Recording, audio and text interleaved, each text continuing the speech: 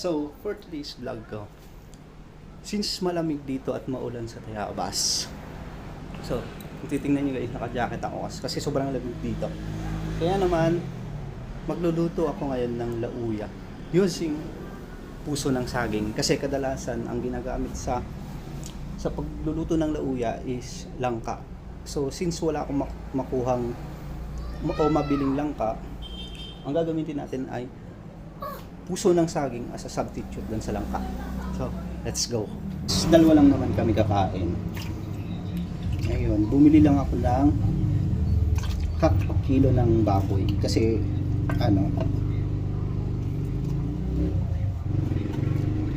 yan. So, ang pinili ko guys is yung pork chop na. Kasi, pag pork chop kasi guys, nandun na yung laman, then buto, tas mayroong konting taba, which is sakto sa ating nilulutong lauyang baboy. Okay. So ito guys, nakabili akong half kilo, so mga 3 peraso din na malalaki. And I think tama na to para sa aming dalawa. So yun, inaano ko lang guys. So,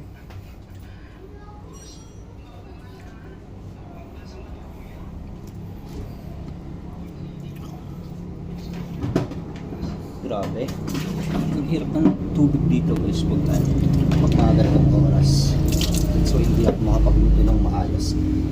But since gutom na ako, kailangan ko na magluto.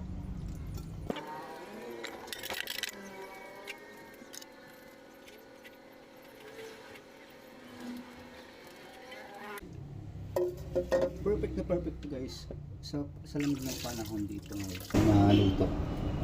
Ang mga alam ko lang is yung mga lutong bukid yan. So na rin, natutunan ko to sa nanay ko since magaling siya magluto pagdating sa gusto. Yan.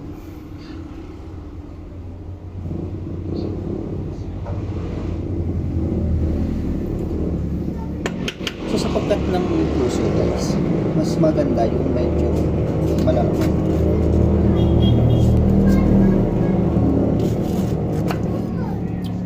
Parang langka din siya kalaki guys sa pagkain.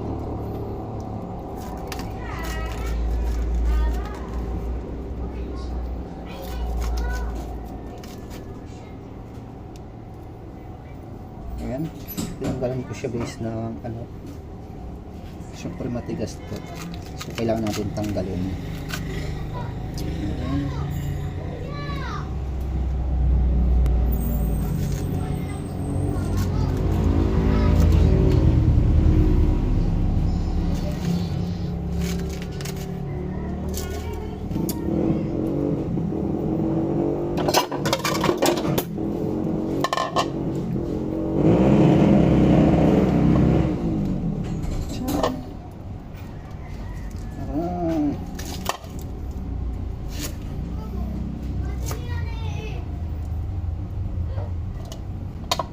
So guys, ito lang ang pagkat ng puso ng saging. Yan, ganito kalaki dapat para mas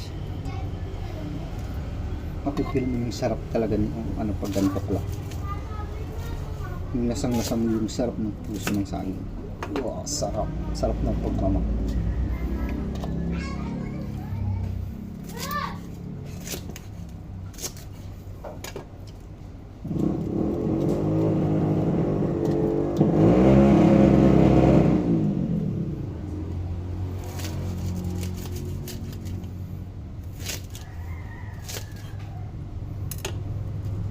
Kaya naisipan ko to kasi napapansin ko na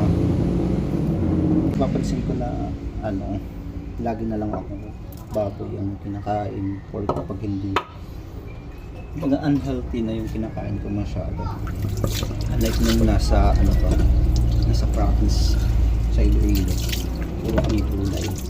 So that's why ngayon, although may karne din naman guys, but This time gagamitan natin ng gulay para mas lalong healthy.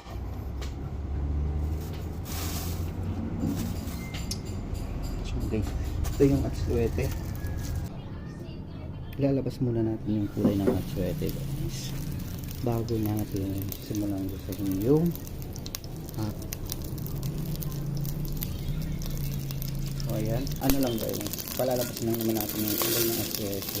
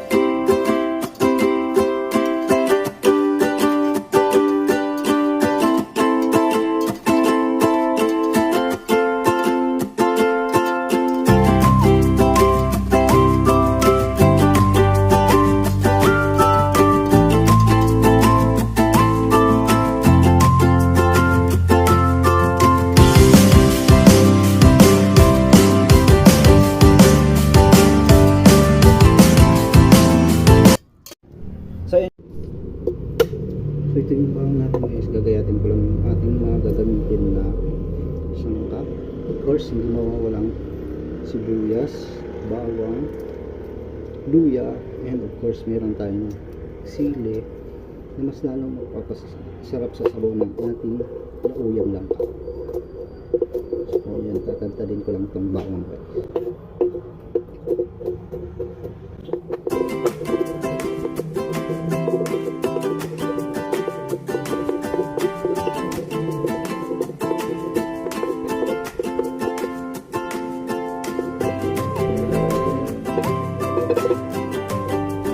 Ingredients natin, meron tayong luya, may sibuyas, and bawang for season, and then meron din tayong pamintang doon kasi wala akong pamintang doon, so sa loob tayo. So ngayon naman guys, ito na itong ano na ating pork. So wala akong matalim na ano, sana kayanin ng kutsilyo. Mas tama ka maksa. Pati, bilis ng ano. So guys, ito pala isang pagkain natin lang. Yan. Sinsanin na lang natin. Wala kasi sinap ko muna kung chika pagkain. Kaya natin natin guys yung pas na lang. Ayan. Basta na natin yung buto kasi yun ang matigas kaya natin.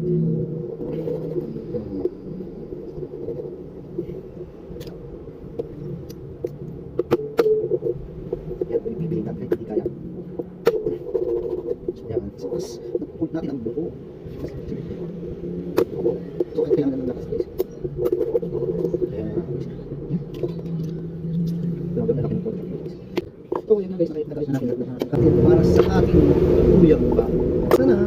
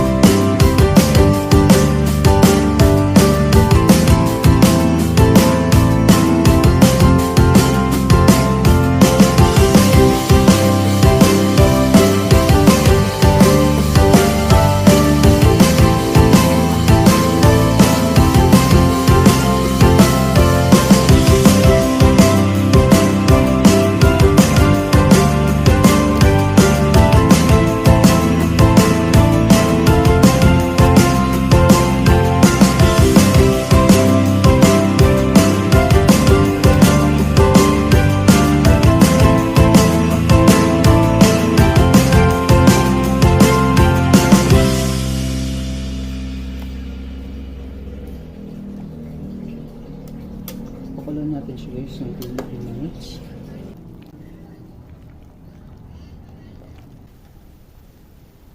Then, ilagay na natin guys yung ating aswete na ginisa sa langis.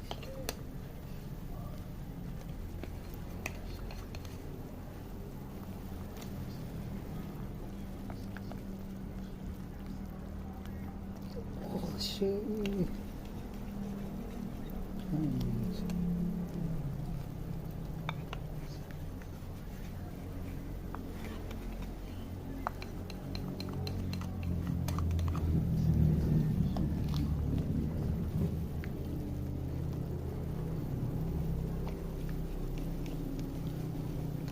Masaya din naman ang guys kasi medyo sa